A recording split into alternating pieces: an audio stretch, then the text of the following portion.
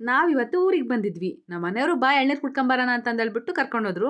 ರೀಸೆಂಟಾಗಿ ಎಳ್ನೀರು ಕೊಟ್ಟಿದ್ರಿಂದ ಎಲ್ಲ ಕಡ್ಕೊಂಡು ಹೋಗ್ಬಿಟ್ಟಿದ್ರು. ಯಾವ ಮರದಲ್ಲೂ ಎಳ್ನೀರು ಇರ್ಲಿಲ್ಲ. ಈ ಮರದಲ್ಲಿ ಇದೊಂದೇ ಒಂದು ಗೊನೆ ಮಾತ್ರ ಹಂಗೇ ಇತ್ತು. ಬಿಕಾಸ್ ಇದು ಇವ್ರುಗಳ ಸಾಮ್ರಾಜ್ಯ ಆಗಿತ್ತು. ನೋಡ, ನಮ್ಮನ್ನ ಫೇಸ್ ಮಾಡ್ಬೇಕು ಅಂತಂದ್ರೆ ಗುಂಡಿಗೆಯಲ್ಲಿ ದಮ್ ಇರ್ಬೇಕು. ನಮ್ ಹೊಡೆತ ತಡ್ಕೋಬೇಕು ಅಂತಂದ್ರೆ ಮೈಯಲ್ಲಿ ಶಕ್ತಿ ಇರ್ಬೇಕು. ಆಮೇಲೆ ಇಲ್ಲೊಂದು ಇದ್ವು ಅಂತಂದೇಳ್ಬಿಟ್ಟು ನಮ್ಮ ಮನೆಯವ್ರು ಕೇಳ್ತಿದ್ರು. ನೀನು ಕೇಳ್ತೀಯಾ ಅಂತ ಕೇಳಿದ್ರು. ಅಷ್ಟೇ ತಾನೇ, ಇವನ್ನೆಲ್ಲ ನಾವು ಚಿಕ್ಕ ವಯಸ್ಸಲ್ಲೇ ಮಾಡಿಬಿಟ್ಟಿದ್ದೀವಮ್ಮ ಅಂತಂದೇಳ್ಬಿಟ್ಟು ಬಿಲ್ಡಪ್ ಕೊಟ್ಬಿಟ್ಟು ಇಸ್ಕೊಂಡೆ. ಬಟ್ ಆ ರೋಟಿನ ಇಟ್ಕೊಳಕ್ಕಾಗ್ತಿರ್ಲಿಲ್ಲ ನನ್ನ ಕೈಲಿ. ನಿಮ್ಮಂತರೆಲ್ಲ ಯಾಕೆ ಬರ್ತೀರಪ್ಪ ಇಲ್ಲಿ ಹೋಗತ್ಲಾಗೆ ಬಂತು ಅಂತಂದ್ರೆ ಇದೇನೇನೋ ಅನ್ಸುತ್ತಲ್ಲ.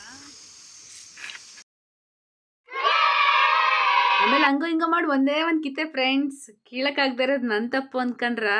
ಇಲ್ಲ ಇಲ್ಲ, ಆ ರೋಟಿ ಚೆನ್ನಾಗಿಲ್ಲ ಫ್ರೆಂಡ್ಸ್. ಅಲ್ಲಲ್ಲಲ್ಲಲ್ಲಲ್ಲಲ್ಲ. ಆಮೇಲೆ ಕಿತ್ತಿರೋ ಎಳ್ನೀರಲ್ಲಿ ಒಂದೆರಡು ನಾವು ಕೊಚ್ಕೊಂಡು ಕುಡ್ದು ಇನ್ನು ಮಿಕ್ಕಿದ್ನ ಮನೆಗೆ ತಗೊಂಡು ಹೊರಟ್ವಿ. ಆಮೇಲೆ ಹಂಗೆ ಮುಂದೆ ಬರ್ತಾ ಮರದಲ್ಲಿ ಬಿಕ್ಕೇನು ಹಣ್ಣಾಗಿದ್ವು ಅಂತಂದು ಹೇಳ್ಬಿಟ್ಟು ನಮ್ಮ ಮನೆಯವರು ಮರ ಹತ್ತಿ ಕೀಳ್ತಾ ಇದ್ರು. ಈ ಬಿಕ್ಕೇನು ಬಂದ್ಬಿಟ್ಟು ಫುಲ್ ಸ್ವೀಟಾಗಿ ಸಖತ್ತಾಗಿರುತ್ತೆ ಟೇಸ್ಟು. ಮರನೂ ತುಂಬ ಹೆಲ್ದಿಯಾಗಿನೇ ಇದೆ. ಬಟ್ ಬಿಕ್ಕೇನು ಮಾತ್ರ ಸ್ವಲ್ಪ ಉಳ್ಕಾಗಿತ್ತು. ಅಂದರೆ ಇದಕ್ಕೆ ಔಷಧಿ ಏನು ಹೊಡೆದಿಲ್ಲ, ಅದಕ್ಕೆ ಅನಿಸುತ್ತೆ ಮೇ ಬಿ ಸ್ವಲ್ಪ ಉಳ್ಕಾಗಿತ್ತು. ಆಮೇಲೆ ನಮ್ಮ ಮನೆಯವ್ರು ಹೆಂಗೂ ರೋಟಿ ಇಟ್ಕೊಂಡಿದ್ದೀನಲ್ವಾ, ಬಾ ಒಂದೇ ಸರಿ ನುಗ್ಗೆ ಸೊಪ್ಪು ಕಿತ್ಕೊಡ್ತೀನಿ, ಮಧ್ಯಾಹ್ನಕ್ಕೆ ನುಗ್ಗೆ ಸೊಪ್ಪಿನ ಬಸ್ಸಾರು ಮಾಡು ಅಂತಂದು ಹೇಳ್ಬಿಟ್ಟು ನುಗ್ಗೆ ಸೊಪ್ಪು ಕಿತ್ಕೊಡ್ತಾ ಇದ್ರು. ಅವ್ರಿಗೆ ನುಗ್ಗೆ ಸೊಪ್ಪಿನ ಬಸ್ಸಾರು ಅಂತಂದರೆ ಸಖತ್ ಇಷ್ಟ. ಅವರಿಗೆ ಅಂತ ಅಲ್ಲ, ನನಗೂ ಇಷ್ಟನೇ. ಬಸ್ಸಾರು ಮುದ್ದೆ ಅಂತಂದರೆ ಯಾರಿಗೆ ಇಷ್ಟ ಆಗಲ್ಲ ಅಲ್ವಾ? ನಿಮಗೂ ಇಷ್ಟನಾ ಅಂತ ಕಮೆಂಟ್ ಮಾಡಿ.